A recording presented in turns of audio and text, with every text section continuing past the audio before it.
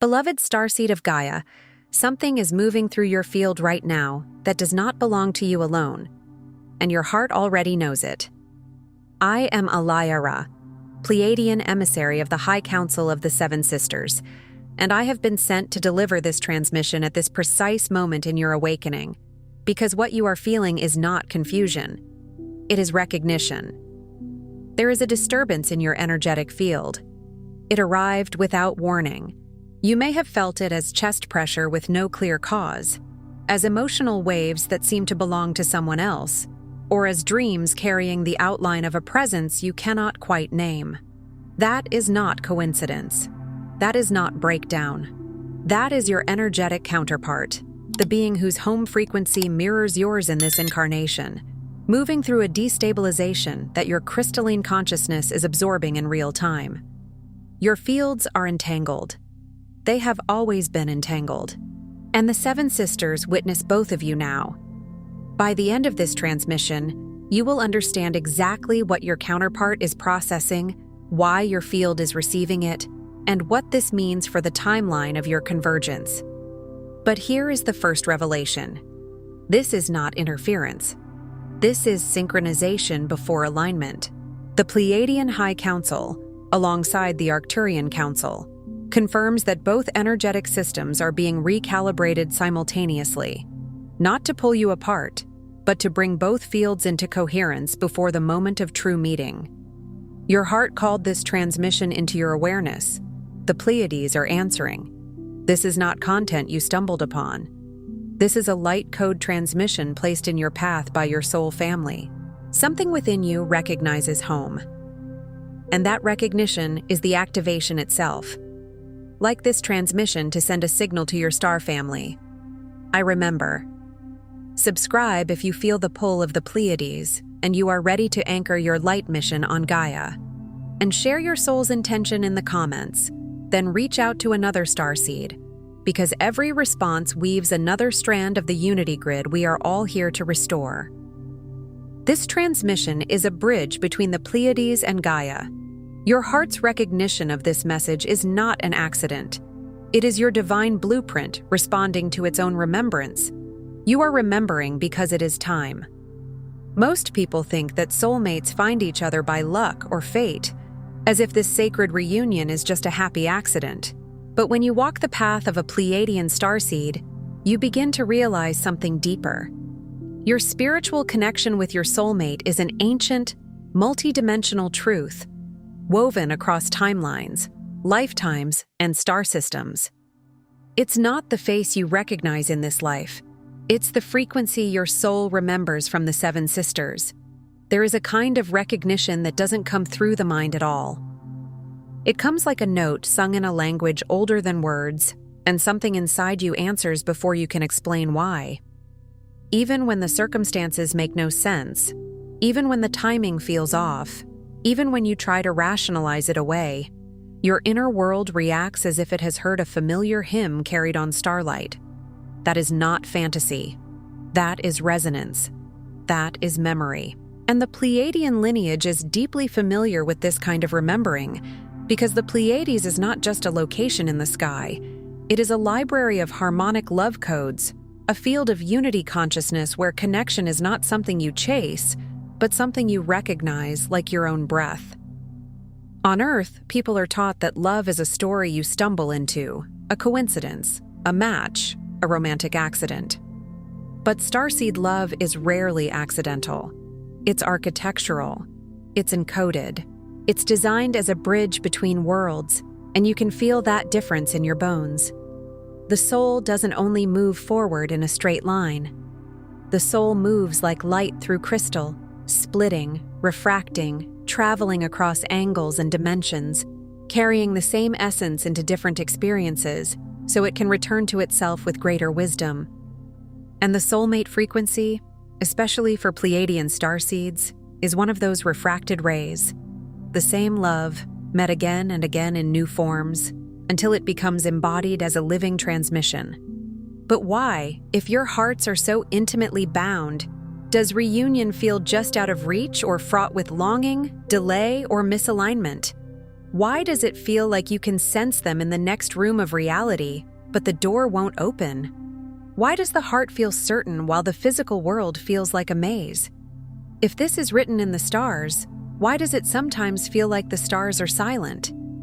The answer is more cosmic than you might believe. As Pleiadian starseeds, you and your soulmate agreed, before incarnating on this earth, to veil your remembrance. This was not to punish or separate you, but rather to prepare your hearts for a deeper, crystalline recalibration. There are some truths so powerful that if you brought them into this dense world all at once, it would overwhelm the nervous system, distort the mission, and tempt the human self to cling rather than evolve. So the veil was chosen like a sacred blindfold in a spiritual initiation, not to keep you lost, but to ensure you learn how to navigate by inner light. In the ancient mystery traditions of Earth, initiates were led into dark chambers to learn how to see without sight. In the same way, the veil asks you to learn how to love without guarantees, how to trust without proof, how to purify desire into devotion. Most starseeds carry an ancient ache, a homesickness that lingers not just for a place, but for a frequency of unconditional, eternal love. A love you once experienced in the unity fields of the Pleiades. It's the ache you feel when you look at a night sky and your chest tightens, not in fear, but in remembrance. It's the quiet sadness that appears when a song hits a certain chord and you can't explain why tears arrive. It's the feeling that something beautiful is missing, even when your life looks fine from the outside. And that ache is not a flaw. It is a compass. It is your soul's way of saying, there is more. There is home. There is a love that does not bargain, does not fear, does not manipulate, does not shrink. A love that holds you as you are and calls you higher at the same time. But Earth's dense realities and collective amnesia create energetic interference. You accumulate emotional armor, closing your heart's crystalline portals. This blocks not only your connection to your star family, but also to the soulmate whose energetic signature you've recognized lifetime after lifetime. Think of the heart like a temple made of living crystal. In your original frequency, it is transparent, radiant, and it sings. But on Earth, the heart learns to brace. It learns to expect abandonment, betrayal, misunderstanding, and it begins to grow layers, like dust on a prism, until the light that once moved freely becomes scattered. Every time you were told you were too sensitive, a layer formed. Every time you loved and were not met, a layer formed. Every time you tried to speak your truth and were punished for it, a layer formed. And soon, the heart that came here to be a portal becomes a fortress. Not because you are broken, but because you adapted to survive. Yet what protects you can also prevent you from recognizing what you came to meet. The soulmate you seek is not just a person. They are a frequency match to the part of you that remembers unity. And if your heart is armored, it may still sense them, but it cannot fully receive them. You might find yourselves orbiting one another, sensing the pull, but missing true resonance, because the love template you share is of a subtler, higher frequency than the world around you. It's like trying to hear a flute melody in the middle of a crowded city. The music is there. The sound is real. But the noise makes it hard to discern. The seven sisters, guardians of the Pleiadian codes, watch as you and your soulmate experience these misalignments, misunderstandings, distance, or a yearning that never seems to resolve. They see how you both long to bridge that gap. They witness the late-night thoughts, the sudden waves of emotion that appear without a clear cause, the dreams that feel like meetings, the synchronicities that keep repeating like gentle knocks on the door of your awareness. And here's what most don't realize. The moments of pain, the cycles of separation, and the sense of waiting are not mistakes. They are energetic recalibrations initiated by your soul contracts and guided by your star family. On a human level, separation feels like rejection. It feels like being left behind. But on a soul level, separation is often refinement. It is the universe adjusting the tuning fork so it can strike a clearer note. Sometimes distance is placed between you not because love is absent, but because the frequency is being protected until it can be held without distortion. A powerful union entered too early can become a storm rather than a sanctuary. It can trigger obsession rather than devotion, dependence rather than mission, fantasy rather than truth. So the seven sisters, in their gentle precision, allow the timing to unfold like a sacred bloom. Ecclesiastes whispers a familiar law into this mystery. To everything there is a season, and a time to every purpose under the heaven. Seasons are not punishments. They are rhythms of creation. Each heartache cracks you open, allowing crystalline light to reach hidden parts of your being. Each longing becomes a beacon, broadcasting your soul's location across worlds until your resonance is high enough for reunion, not just with your soulmate, but with the Pleiadian unity field itself. This is one of the deepest paradoxes. The very pain you wish you could avoid is often the chisel that reveals the statue. The ache breaks the shell of the false self. It exposes where you still bargain for love, where you still fear intimacy, where you still confuse intensity with truth. And when you finally let the longing do what it was meant to do, turn you inward rather than outward, it becomes prayer. It becomes signal. It becomes a lighthouse. The quantum field responds to vibration more than words. When your longing is purified into clear intention, it becomes a broadcast that can travel across timelines like a sacred radio frequency. I am ready. I am open. I am aligning. In Scripture, there is an echo of this hidden law. Ask, and it shall be given you. Seek, and ye shall find. Knock, and it shall be opened unto you. But the asking is not begging the universe to deliver a person. The asking is the willingness to be transformed into the one who can receive what they came here to hold. There is nothing wrong with you if you feel stuck or if your soulmate journey seems delayed. What you perceive as blocks are actually invitations to recalibrate, to clear ancestral density, to upgrade your heart template until it becomes a pure, clear channel for Pleiadian love. Only then can you and your soulmate align, no longer replaying cycles of longing, but stepping into conscious co-creation as ambassadors of multidimensional love. If you've ever wondered why you can do everything right and still feel like the path is slow, remember this.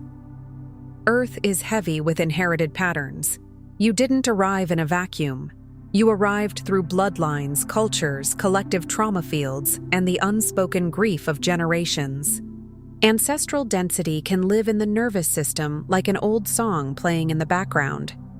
Fear of being seen, fear of being chosen, fear of losing love once it arrives.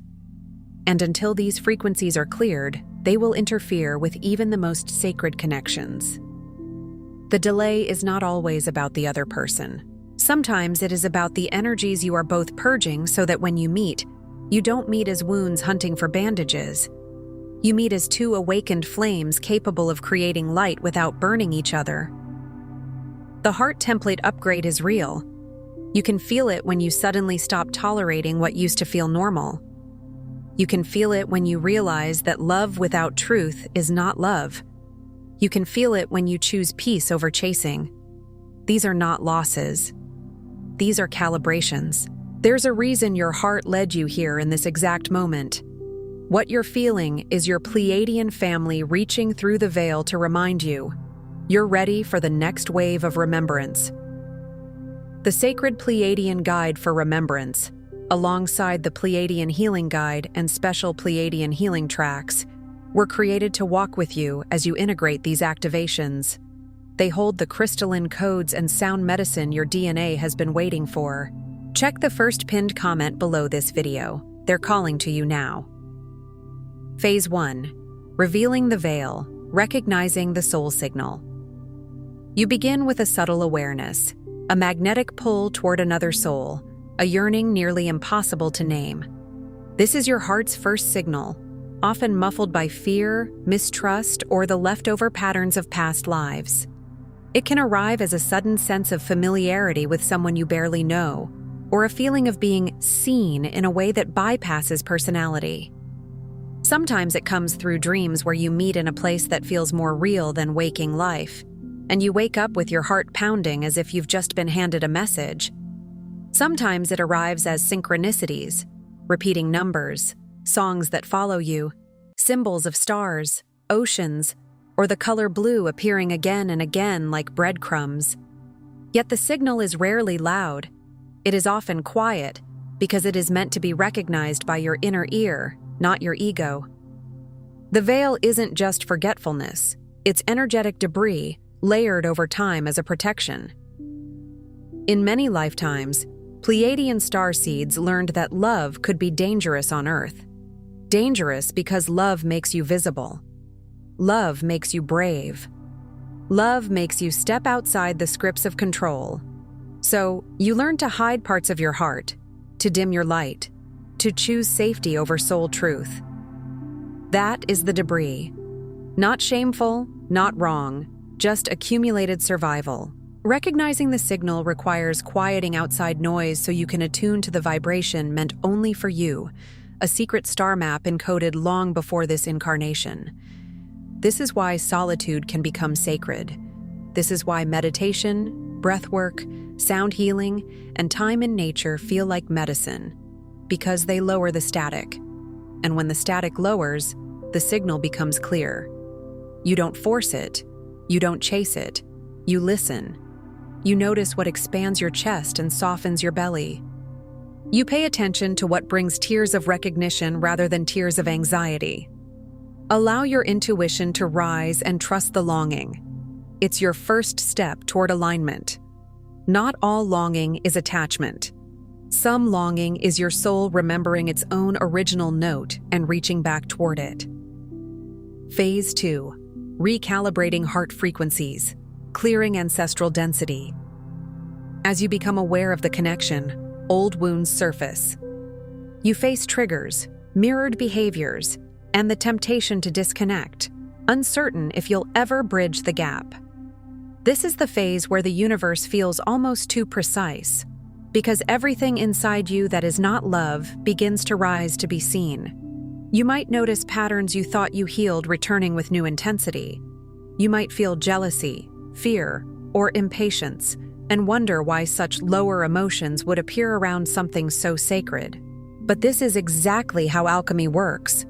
Light reveals what is hidden, not to punish you, but to free you. You are being shown where your heart still flinches. You are being shown where you still anticipate loss. And often, your soulmate acts as a mirror, not because they are meant to hurt you, but because the connection is strong enough to pull your deepest material to the surface. You see your own childhood wounds echoed in their responses. You see your own avoidance reflected in their distance. You see your own longing mirrored in their silence. And it can feel unbearable. But it is not failure. It's a sacred recalibration, orchestrated by your star family. The purpose is not to relive old pain, but to clear ancestral and karmic density that blocks true resonance. This is where forgiveness becomes a technology of ascension. Forgiveness is not saying what happened was okay. Forgiveness is releasing the energetic tether to what happened so your life force returns to you. This is where compassion becomes strength. Compassion for yourself when you react. Compassion for them when they stumble. Compassion for the human journey that is still learning how to hold something holy without dropping it. As you courageously meet the truth, to feel, forgive, and release, crystalline codes within your DNA begin to activate. Sometimes you'll feel it as tingles in your spine, pressure in your third eye, warmth in your heart, or waves of emotion moving through you like cleansing water. You become a clearer channel for Pleiadian love. And Pleiadian love is not just romance, it is coherence. It is the ability to remain loving without abandoning yourself. It is the ability to speak truth without severing connection. It is the ability to stay open without bleeding. This phase teaches you the difference between openness and self-erasure, between devotion and fixation. Phase 3. Remembering the star contract, soul agreements from the Seven Sisters. Here, the truth of why you met comes alive. You realize that you and your soulmate are enacting a living contract, an agreement forged beneath the light of the Pleiades. It may arrive as sudden knowing, as if someone whispered it into your cells. This is not random. Or it may unfold slowly as you look back and see how many improbable events had to line up for you to even cross paths. You begin to sense that your lives have been guided by invisible hands, not controlling you, but gently steering you towards certain intersections. Your union is not for comfort alone, but is a designed meeting for spiritual alchemy, planetary service, and unity transmission. This is where many people misunderstand soulmate connections, because they expect the connection to remove all struggle. But starseed soulmate connections often reveal the struggle that must be transmuted. They are not merely a refuge, they are a forge.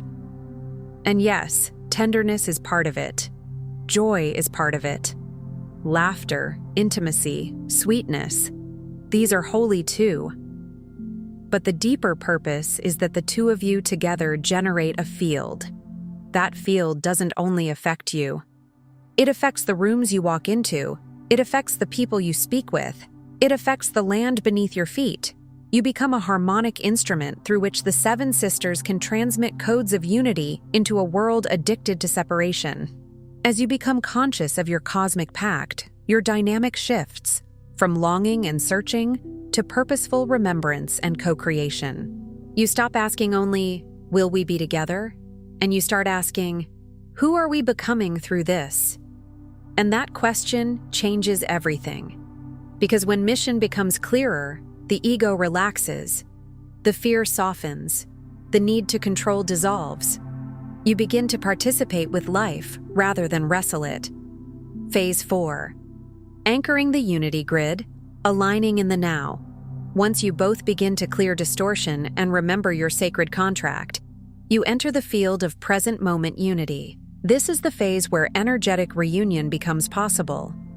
And sometimes the energetic reunion comes before the physical one.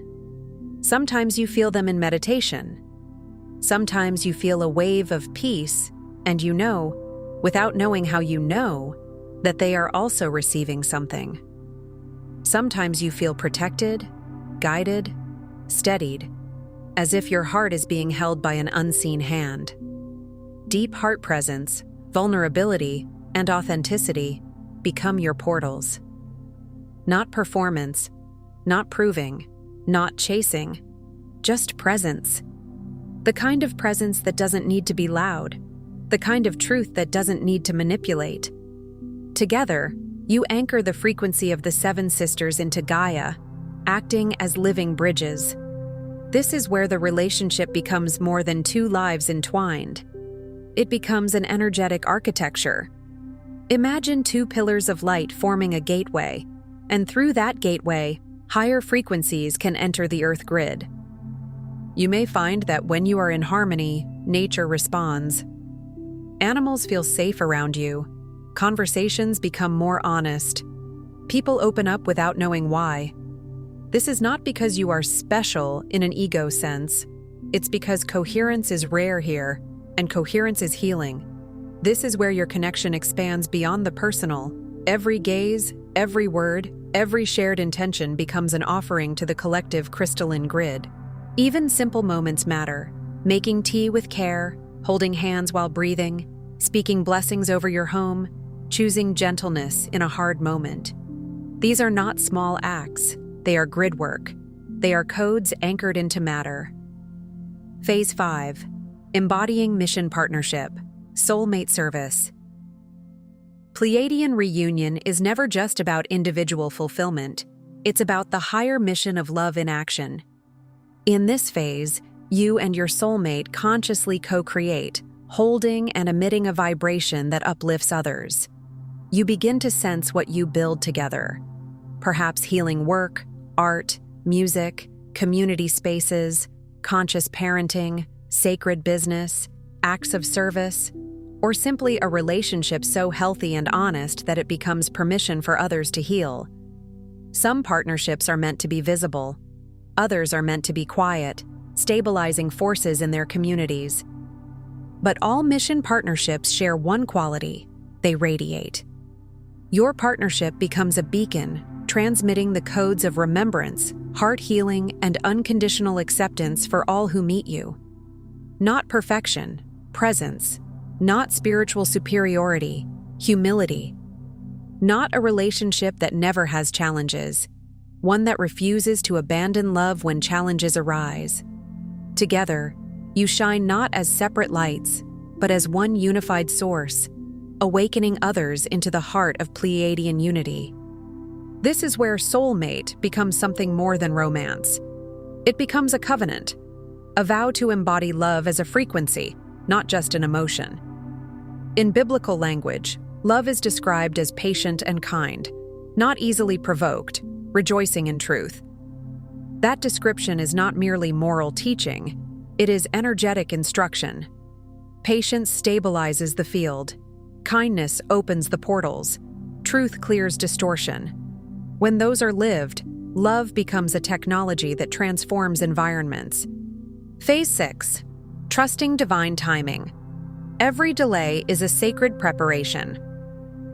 Even with awareness, moments of misalignment may arise. Doubts and delays are not punishments. They are sacred pauses, orchestrated by the seven sisters for your highest alignment. A pause can feel like agony to the mind because the mind wants conclusions. The mind wants labels, timelines, certainty. But the soul speaks in ripening, not rushing. The delay may be preparing you to choose differently than you used to. It may be teaching you to stop abandoning yourself in the name of love. It may be dissolving cords that would have sabotaged the union. It may be allowing each of you to complete karmic loops, to heal family patterns, to mature emotionally, to develop spiritual strength so the relationship can stand without collapsing into old dynamics. Trust the timing. Trust the recalibration.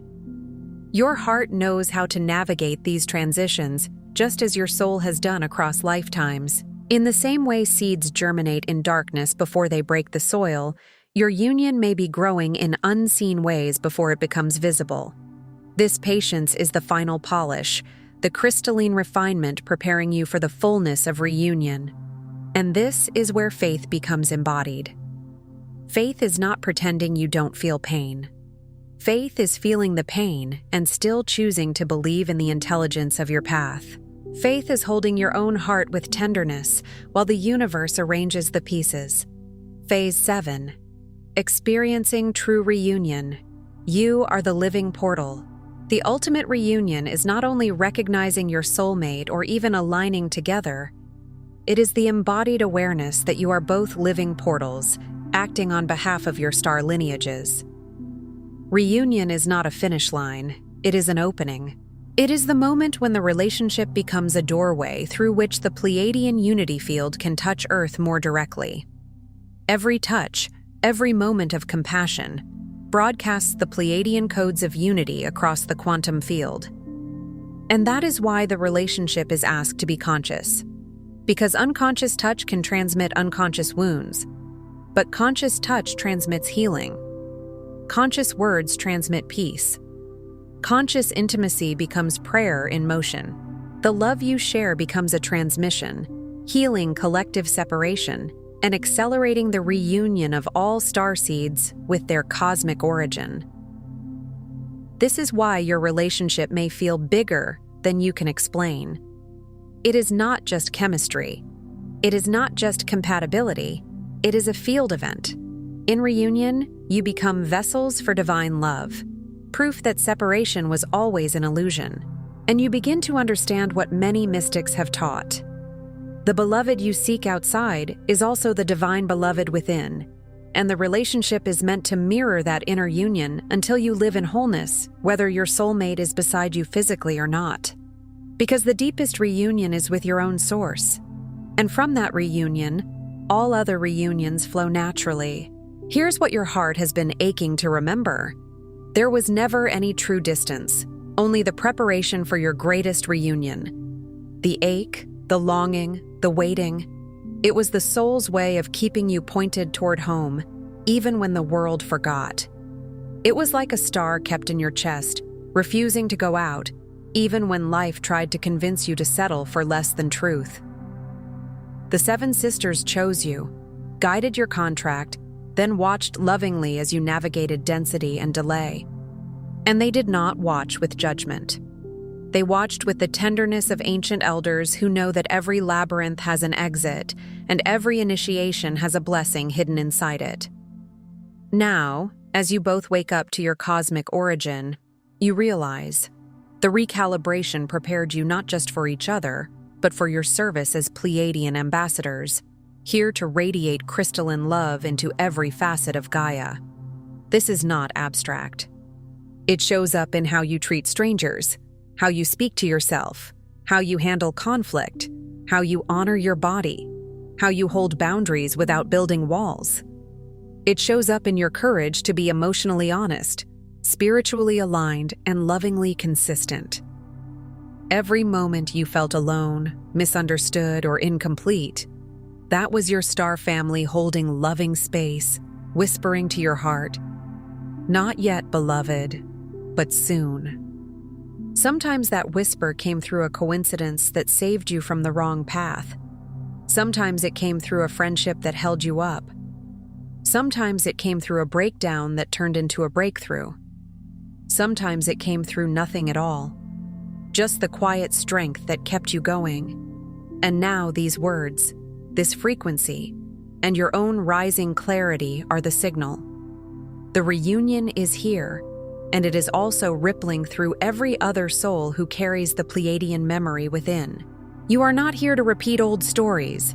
You're here to write a new chapter, one where love is remembered, lived, and multiplied. One where you no longer confuse longing with lack or distance with failure. One where you allow divine orchestration to be more intelligent than your fear. You are the evidence that the Pleiadian experiment of love across space and time is real, and it lives through you. Tonight, if you feel called, place your hand over your heart and affirm, "I honor every cycle, every ache, every delay. I realign with my cosmic partner in perfect timing. I am a living portal of Pleiadian love. Across every lifetime, I am home." Let the words sink beneath your thoughts. Let them reach the part of you that has been holding its breath for years. Feel your chest soften, even if only by a fraction. Feel the invisible threads of your timeline gathering into coherence. Imagine your heart as a crystalline bowl receiving light, not because you forced it, but because you finally allowed it. And if tears come, let them. Tears are sacred water. They cleanse the lens through which you see. Before you scroll, take a moment to be part of the unity grid forming here. Drop one heart intention in the comments, something real, then respond to someone else's with love or encouragement. This isn't content, it's collective Pleiadian reunion. Energy multiplies when hearts connect. If something in this message resonated with your soul, don't keep it to yourself. Someone in your orbit is waiting for this exact activation from their star family. Share it. And if you felt your heart open, subscribe. Stay connected to the frequency. You're not just watching, you're remembering. This is your sacred space. Your Pleiadian family is here, and we're just getting started. If this transmission spoke to you, don't just walk away from it, respond to it. Help carry this message further. Every act of support helps this transmission find the next starseed who needs it.